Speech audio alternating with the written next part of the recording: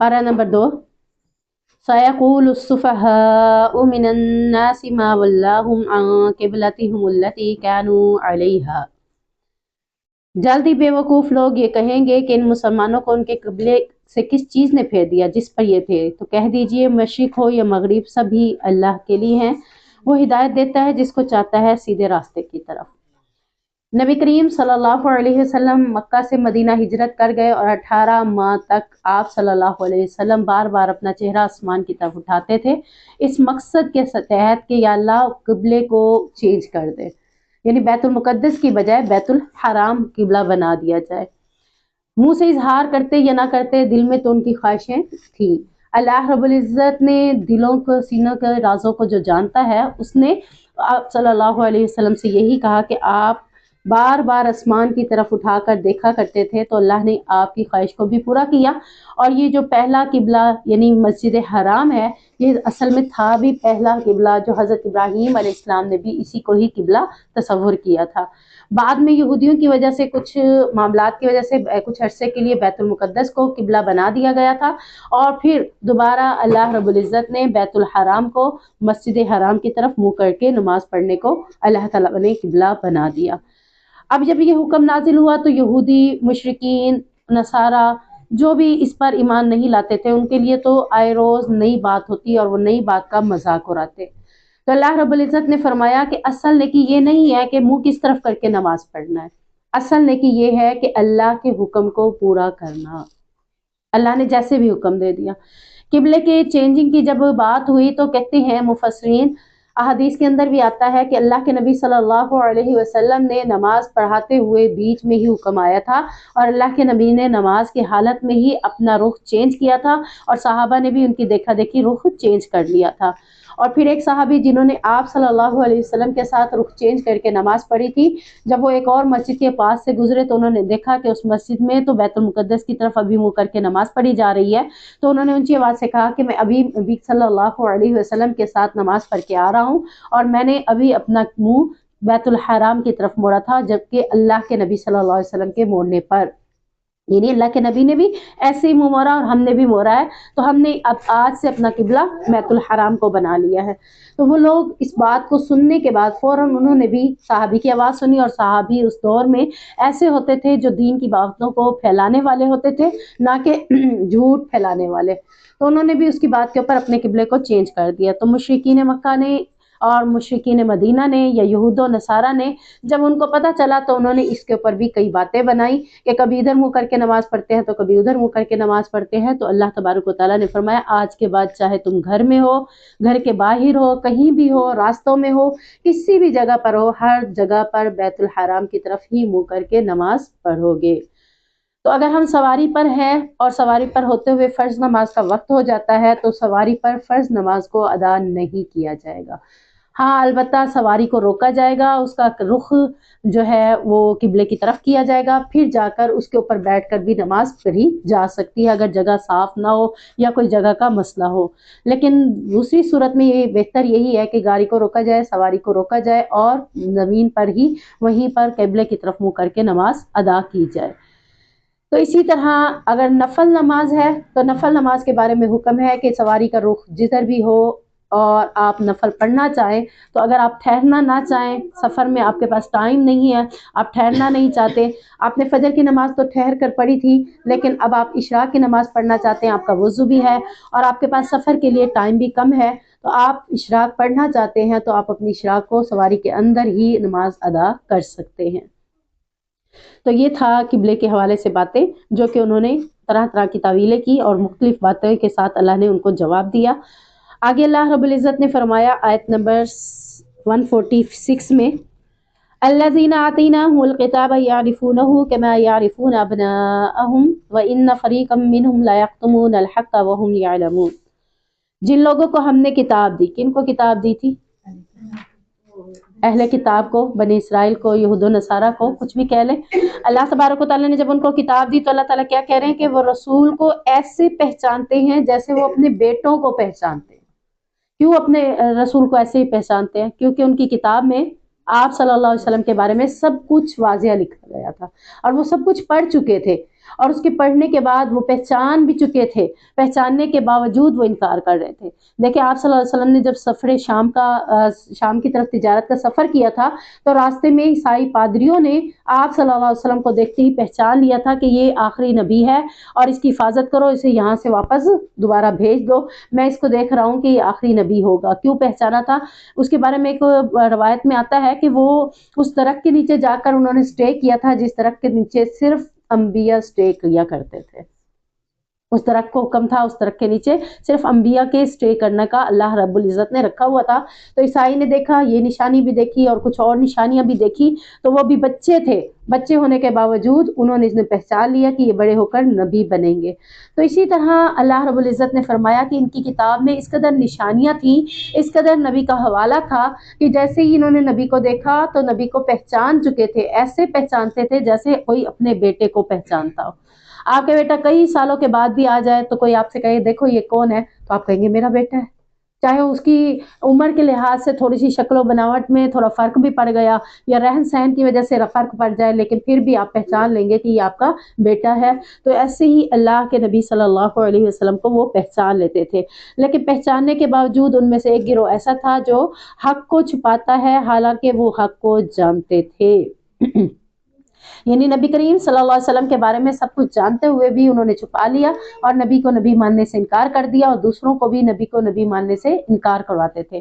تو چند لوگ تھے یعنی یہود و نصارہ میں جو عالم تھے، مشائخ تھے، ان کے بارے میں آتا ہے کہ وہ نبی کی ساری نشانیوں سے واقف تھے اور وہ اپنی قوم کو تورات کو بدل کے ان کی نشانیاں حذف کر کے ان کو بتایا کرتے تھے۔ تو قوم میں سے کچھ لوگ ایسے تھے جو نبی کریم صلی اللہ علیہ وسلم کو پہچانتے نہیں تھے، کیونکہ انہوں نے ان کے بارے میں اتنی ڈیٹیل سے نہیں پڑھا تھا جتنا علماء نے پڑھا تھا۔ جیسا کہ اگر میں آپ کو اگزامپل دوں کہ معاشرے کے اندر آپ دیکھیں کہ کچھ لوگوں کو دین کے بارے میں اتنا پتہ نہیں ہوتا، جب وہ عالم سے پوچھنے کے لیے جاتے ہیں تو عالم انہیں جیسے بتاتا ہے وہ اس کو مان لیتے ہیں، حالانکہ ان کے عالم بھی اس علم کو خوب جانتے ہوتے ہیں، لیکن وہ کیا کرتے ہیں؟ حق کو چھپا دیتے ہیں۔ تو اللہ رب العزت نے یہ بنی اسرائیل کی عادت بتائی کہ وہ علماء اور مشائخ حق باتوں کو چھپا لیتے تھے اور خود ان باتوں سے واقف ہوتے تھے۔ تو آج جتنے بھی فرقے ہیں ان کے علماء ہیں، وہ سارے حق کو جانتے ہوئے بھی حق کو چھپا جاتے ہیں۔ کیوں چھپا جاتے ہیں؟ کیونکہ اللہ نے قرآن میں بہت سے مقامات پر فرمایا کہ حق بات کو چھپا لیتے ہیں جبکہ خود جانتے ہوتے ہیں۔ تو اگلی آیات میں بھی ہم تھوڑا سا آگے جا کر دیکھیں گے کہ اس کو چھپانے کی وعیدیں کیا ہیں۔ اللہ رب العزت نے آیت نمبر 147 کے ساتھ 148 کے اندر کیا مزید فرمایا کہ حق کو چھپانا یعنی حق رب کی طرف سے واضح ہونے کے باوجود بھی تم اس میں شک میں پڑ جاؤ تو یہ تمہارے لیے صحیح نہیں ہے، اور تم جہاں بھی ہو اپنا منہ قبلہ کی طرف کر لو، اور یہ تمہارے لیے زیادہ بہتر ہے کہ تم نیکیوں میں دوڑ لگاؤ۔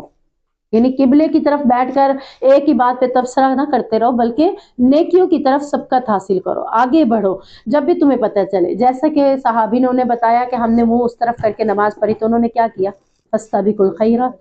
انہوں نے یہ نہیں کہا کہ جائیں گے اللہ کے نبی سے پوچھیں گے پھر جا کے کریں گے، جب اس کے منہ سے یہ بات سنی کہ اللہ کے نبی نے ایسے ہی پڑھی ہے۔ اور ایک اور مقام پر آتا ہے جب آپ صلی اللہ علیہ وسلم معراج سے واپس آئے تھے تو ایک صحابی نے معراج کی باتیں سنی، ابو بکر صدیق نے ابھی تک نہیں سنی تھی، تو اس نے ابو بکر صدیق سے کہا کہ تمہارا کیا خیال ہے؟ نبی کریم صلی اللہ علیہ وسلم ایسے ایسے بتا رہے ہیں۔ تو انہوں نے کیا کہا تھا کہ اگر واقعی یہ نبی صلی اللہ علیہ وسلم بتا رہے ہیں تو میں مانتا ہوں یہ سب کچھ سچ ہے۔ تو یہ کیا کرتے تھے؟ فاستبقوا الخیرات، نیکیوں میں دوڑ لگاتے تھے۔ اب یہاں ثبوت کے طور پر انہوں نے گواہی دینی تھی تو گواہی میں بھی انہوں نے کیا کی؟ دوڑ لگائی۔ یہ نہیں کہا کہ جاؤں گا پوچھوں گا پھر بتاؤں گا، انہیں پتا تھا کہ اگر یہ اللہ کے نبی کی بات کر رہا ہے تو اللہ کے نبی تو صادق ہیں، سچے ہیں، وہ کبھی جھوٹ نہیں بولتے۔ تو انہوں نے اس معراج کے واقعے کی تصدیق کر دی تھی۔ تو یہاں ہمارے لیے بھی ہے کہ ہم نیکیوں کے بارے میں تو پوچھتے رہتے ہیں، مسئلے مسائل تو پوچھتے رہتے ہیں، لیکن کیا کرتے ہیں؟ پھر بیٹھ جاتے ہیں، فاستبقوا الخیرات نہیں کرتے، آگے بڑھنے کی کوشش نہیں کرتے۔ اللہ تعالیٰ کہہ رہا ہے نیکیوں میں دوڑ لگاؤ، نیکیوں کی دوڑ جو ہے تمہیں جنت کے اعلیٰ مقام تک پہنچا دے گی۔ تم جہاں کہیں بھی ہو اللہ رب العزت تم سب کو لے کر آئے گا، یعنی مشرق میں ہو مغرب میں ہو، جدھر بھی منہ کر کے نماز پڑھو، جدھر بھی عبادت کرو، اللہ سب کو قیامت کے دن حشر کے میدان میں لے کر آئے گا۔ آیت نمبر 152 153 154 یہ سارا سلسلہ چل رہا ہے، ہم دیکھتے ہیں اس کے اندر کیا ہے۔ फज़कुरूनी अज़कुरकुम वशकुरूली वला तकफुरून, तुम मुझे याद करो, मैं तुम्हें याद करूँगा। कौन चाहता कि अल्लाह हमारा जिक्र करे, अल्लाह हमें याद करे। अल्लाह कह रहा है उसके लिए तुम्हें क्या करना होगा, तुम्हें भी मुझे याद करना होगा। कहाँ कहाँ याद करोगे? अल्लाह कहता है तुम अकेले में याद करते हो मुझे, मैं भी अकेले में याद करता हूँ। तुम दो लोगों में बैठ के मुझे याद करते हो तो मैं भी दो लोगों में बैठ के तुम्हारा जिक्र करता हूँ। तुम महफिल लगाकर मेरा जिक्र करते हो तो मैं भी महफिल लगाकर, मेरी महफिल तुम्हारी महफिल से अफजल है कि मैं फरिश्तों की महफिल लगा लेता हूँ और उसमें तुम्हारा जिक्र करता हूँ जैसे तुम महफिल लगाकर मेरा जिक्र करते हो। तो अल्लाह को याद करना अकेले में खड़े होकर बैठकर या फिर महफिल में दो के साथ चार के साथ, यानी हमें ये हदीस के अंदर पता चलता है कि किसी भी महफिल को ऐसे ना जाने दें जब तक कि उस महफिल में अल्लाह या उसके रसूल की कोई बात ना करें। अगर कोई महफिल ऐसी गुजारी जिसमें अल्लाह और उसके रसूल की कोई बात नहीं की तो वो महफिल हमारे लिए बाइसे हसरत है, बाइसे निदामत है। क्योंकि किसी भी महफिल में अल्लाह रब्बुल इज़्ज़त ने फरमाया जहां भी बैठे हो मेरा जिक्र जरूर करो, कोई बात कर लो, कोई याद अल्लाह का जिक्र कर लो, यानी मौके की मुनासबत से ही कोई हदीस बयान कर दो। यानी जैसे आप बैठे हुए हैं सब खाना खा रहे हैं मिसाल के तौर पर, तो खाना खाते हुए किसी से लुकमा गिर गया, उसके हवाले से हदीस बयान कर दे, या फिर किसी ने बिस्मिल्लाह नहीं पढ़ी उस हवाले से उसको जिक्र करवा दे, या फिर किसी ने दाएं हाथ की बजाय बाएं हाथ से खाया। तो आप किसी भी, यानी एक महफिल के अंदर मैंने आपको तीन चार बातें बता दी कि आप किसी भी बात पर अल्लाह और उसके रसूल का जिक्र कर सकते हैं। तो इसी तरह पानी पी रहा है कोई तो उसको भी अल्लाह और उसके रसूल का जिक्र कर सकते हैं कि आपने देखा कि उसने पानी क्या किया, एक ही घटाघट पी लिया एक ही सांस में। तो आप जिक्र कर सकते हैं ना कि अल्लाह के नबी सल्लल्लाहु अलैहि वसल्लम ने फरमाया कि पानी को 3 सांसों में पियो। तो ये बातें यानी कि आपने हर महफिल में हर जगह पर करनी है। क्यों करनी है? क्योंकि हर जगह जब आप अल्लाह को याद करेंगे तो अल्लाह भी आपको याद करेगा। और फिर अल्लाह कह रहा है मेरा शुक्र अदा करो कि जिसने तुम्हें इतना कुछ अता कर दिया। देखिए हम कितनी सारी नेमतों में पले बड़े हैं, ये सारी नेमतें किसने दी हैं? अल्लाह तबारक व तआला ने। अल्लाह चाहे तो इनको छीन ले, अल्लाह चाहे तो इससे बढ़ा कर मुझे दे दे। हम अल्लाह का शुक्र करेंगे तो क्या होगा? नेमतें बढ़ जाएंगी। हम अल्लाह का शुक्र अदा करने की बजाय नाशुक्री करेंगे तो नेमतों में कमी आना शुरू हो जाएगी। तो अपने घर के अंदर नेमतों को बढ़ाना, रिस्क को बढ़ाने के लिए बेहतरीन दुआ आपके लिए क्या है? बेहतरीन चीज़ क्या है कि आप शुक्रगुजार बन जाएं। आप चाहते हैं कि आपके घर में माल की बरकत हो, माल की कसरत हो, आपके घर में हर चीज़ की फरावानी हो, तो आप उसे कसरत करें। मैंने एक जगह पढ़ा था कि आप जो चीज़ ज़्यादा अपने लिए चाहते हैं उसी चीज़ को अल्लाह के रास्ते में खर्च करना शुरू कर दें तो आपको ज़्यादा मिलेगी। यानी अगर आप चाहते हैं, जैसे रमज़ान है, अफ्तारी का मौका है, आप चाह रहे हैं कि कुछ आपको बहुत पसंद है तो आप उसी को अल्लाह के रास्ते में अफ्तारी के मौका पर हमसायों के घरों में भेज दें। दूर ना जाएं, करीबी हमसायों के घरों में, क्योंकि सदका खैरात का या हदिये का ज़्यादा हकदार अल्लाह के नबी ने किसे फरमाया है? जिसका दरवाज़ा तुम्हारे दरवाजे के ज़्यादा करीब हो, उसको आप ज़्यादा पहुँचाएं। तो उसको आप पहुँचा रहे हैं तो आप ये सोच के नहीं पहुँचा रहे कि अब इसको दिया तो मुझे भी मिलेगा, ऑटोमेटिकली आपको ज़्यादा मिल जाएगी वही चीज़। यानी जब आप जो चीज़ खर्च करेंगे, एक करेंगे, अल्लाह आपको वो चीज़ 10 गुना बढ़ा कर देगा। तो कोशिश किया करें कि वो चीज़ें जो आप खुद अपने लिए ज़्यादा पसंद करती हैं वही चीज़ अल्लाह के रास्ते में दें, ताकि वो लौट लौट कर ज़्यादा की मिकदार में आपके पास आए।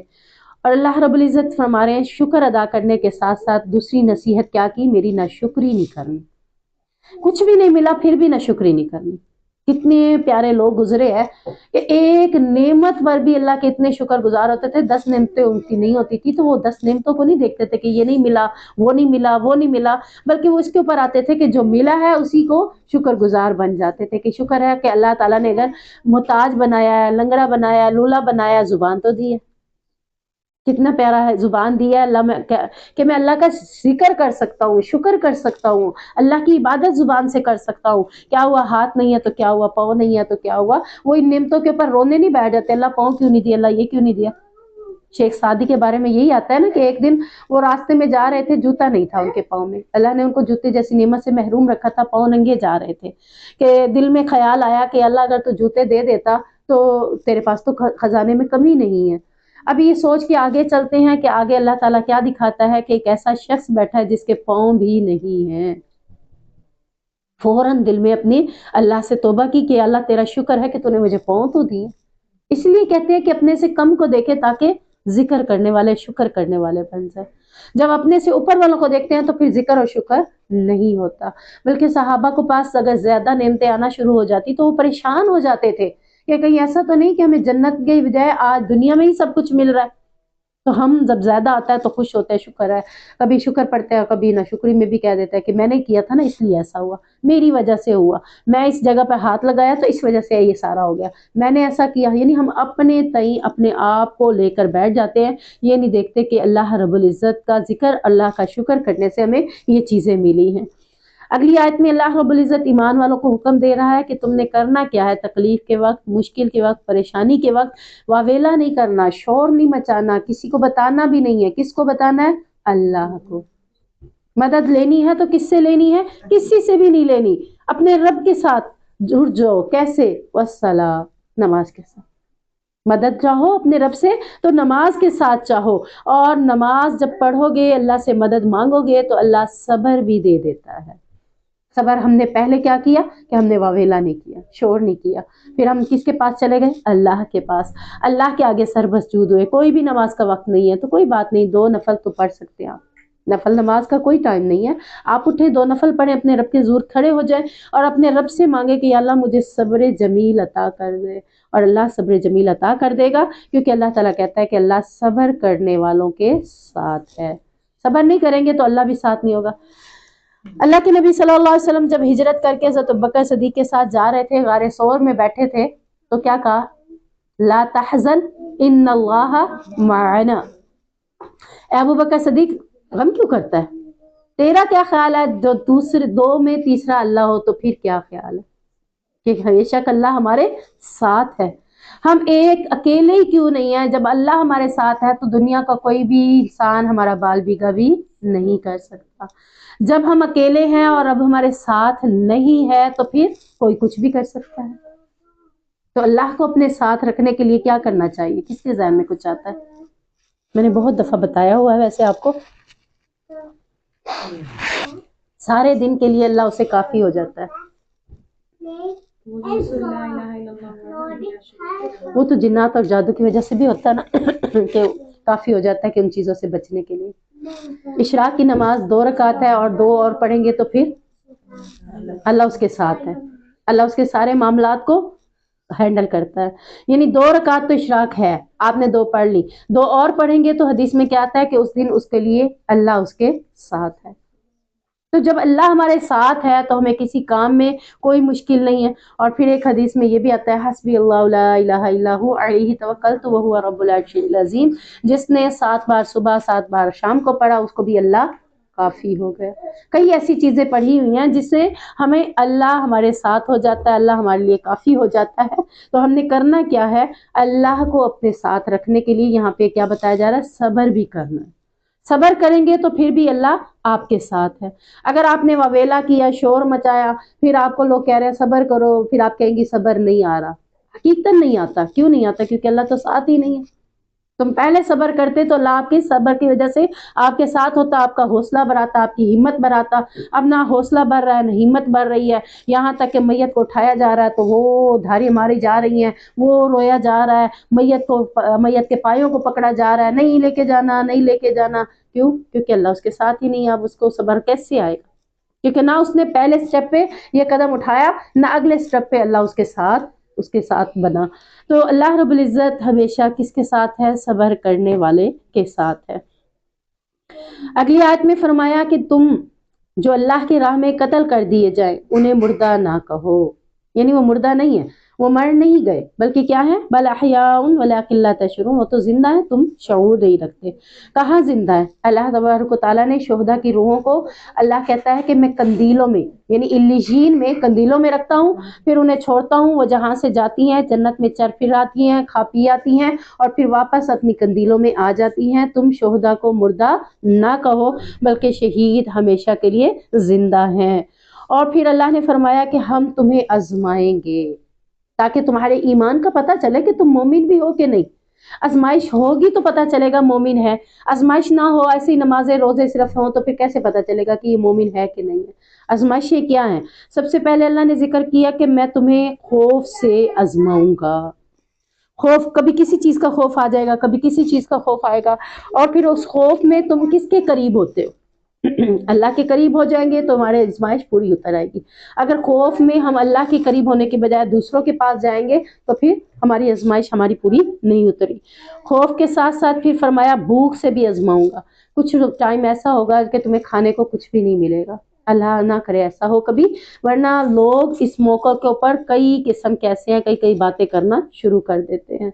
तो ये आप सारी चीज़ें देखें कि खौफ भी है, भूख भी है, और उसके बाद अल्लाह कह रहा माल की कमी भी है, जानों की कमी भी है, फलों की कमी भी है, और इन सारी चीज़ों के साथ जब तुम्हें आजमाऊंगा और जब तुम इस पे सब्र करोगे तो अल्लाह कहता है खुशखबरी दे दो सब्र करने वालों के लिए कि अल्लाह ने उन्हें पसंद कर दिया है।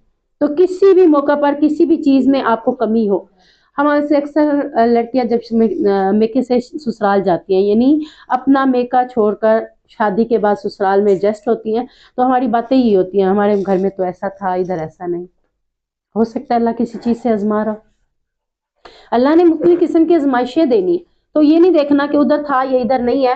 आप ये याद रखें कि जो आपके नसीब में है वो आपको उधर भी मिल रहा था, जो आज आपके नसीब में है वो आज आपको इधर भी मिल रहा है। ना इसमें मेके का कमाल है, ना इसमें ससुराल का कमाल है, ना इसमें बाप का कमाल है, ना इसमें खावंद का कमाल है। कमाल है तो किसका है? अल्लाह रब्बुल इज्जत का, कि उसने जो लुक़्मे आज आपके रखे हैं वो आपने खाने ही खाने हैं, जो रिस्क आपके लिए रखा है वो आपने खाना ही खाना है। वो ना तो आपको अबू दे रहे हैं, ना तो आपको आपका खामन दे रहा है, बल्कि कौन दे रहा है? अल्लाह।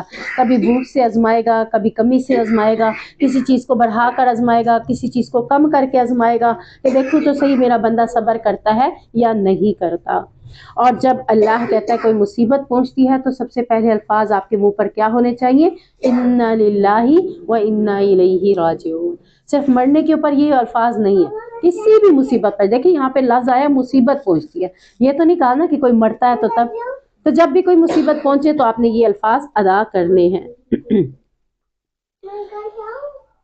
इन्नल्लज़ीना यक्तुमून मा अंज़लना मिनल बय्यिनाति, आगे देखिए आयत नंबर 159।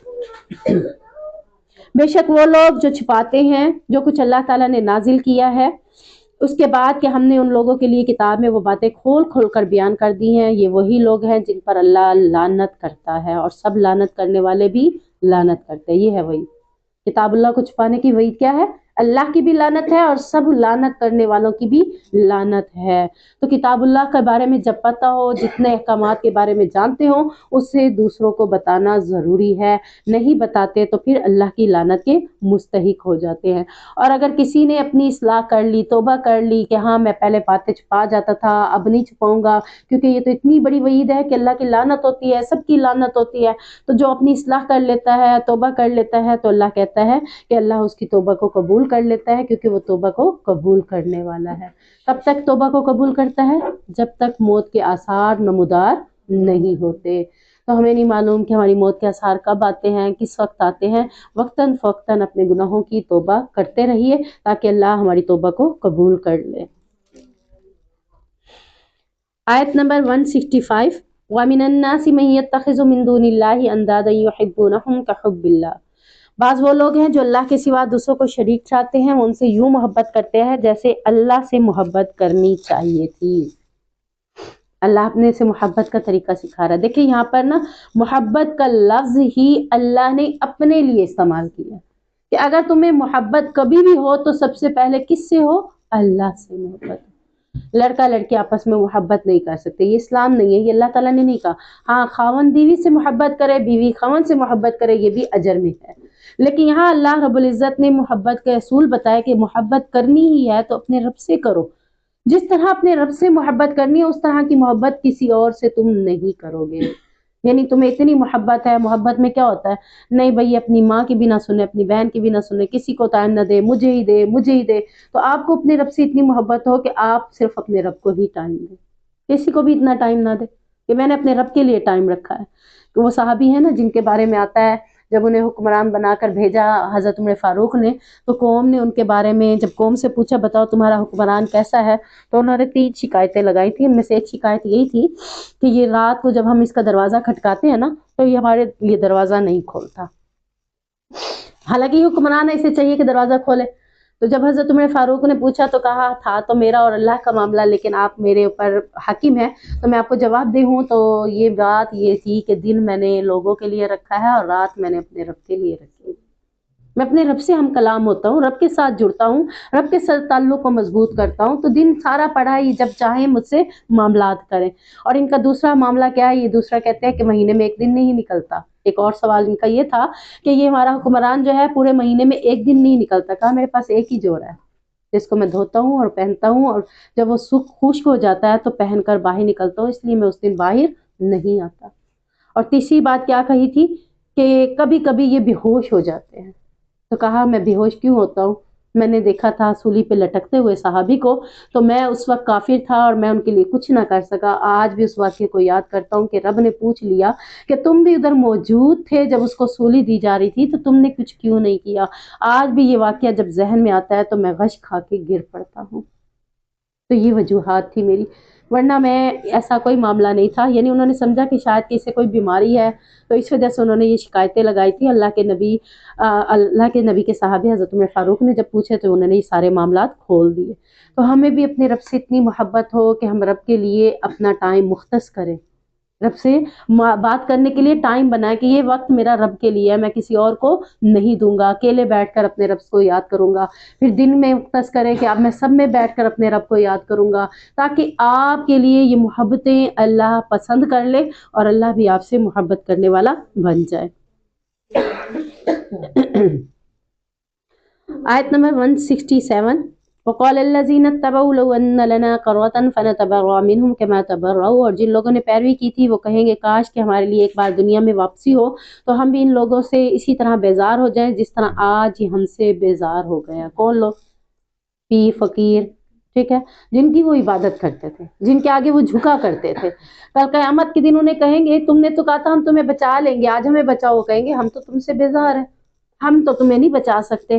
تو اللہ سے کہہ رہے ہیں اللہ ہمیں ایک بار دنیا میں بھیج، اب دنیا میں ہم بھی ان سے ایسے ہی بیزاری کریں گے۔ اب ہم کس کی طرف رجوع کریں گے؟ اصل کیا کہہ رہے ہیں؟ رب تیری طرف رجوع کریں گے۔ تو اللہ رب العزت نے پہلے ہی ہمیں قرآن میں بتا دیا کہ جو رب کی طرف رجوع کرے گا وہی کامیاب ہے، جو رب کو چھوڑ کر رب کے ساتھ کسی اور کو شریک ٹھہرائے گا وہ تو ظالم ہے۔